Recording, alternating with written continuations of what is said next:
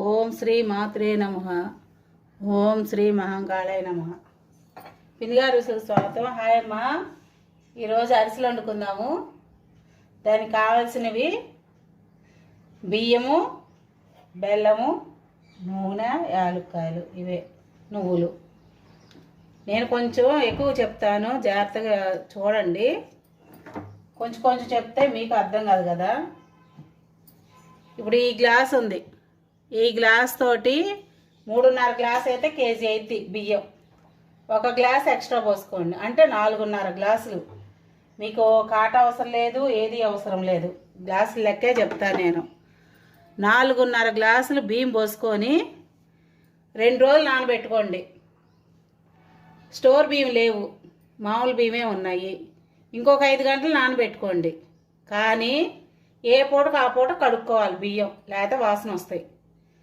ఇప్పుడు 4.5 గ్లాసులు బియ్యం పోసుకుంటే బెల్లం ఎంత వేసుకోవాలి?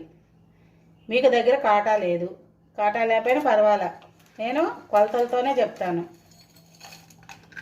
నేను దీంతోనే బియ్యం పోసుకున్నాను 4.5, దీంతోనే బెల్లం కొలత చెప్తున్నాను. ఇది 1,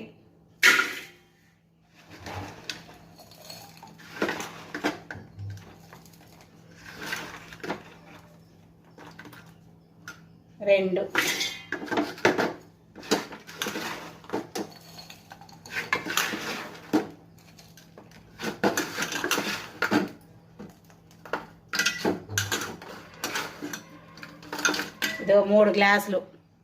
4.5 గ్లాసులు బియ్యానికి 3 గ్లాసులు బెల్లం.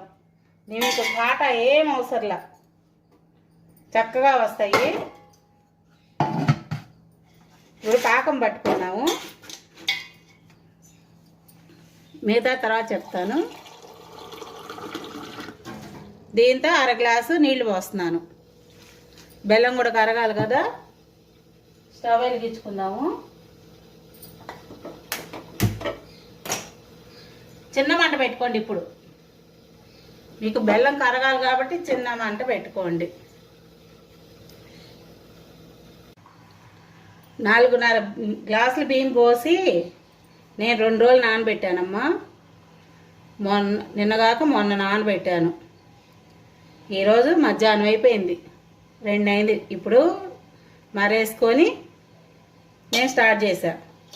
ఇప్పుడు ఈ పిండి మరబట్టించుకున్నాక కంపల్సరిగా ఇలాంటి జల్లెడతోటి జల్లించుకోండి. ఇక జల్లిస్తే ఈ నూక వచ్చింది. నాకు నూక ఉండకూడదు పిండిలో.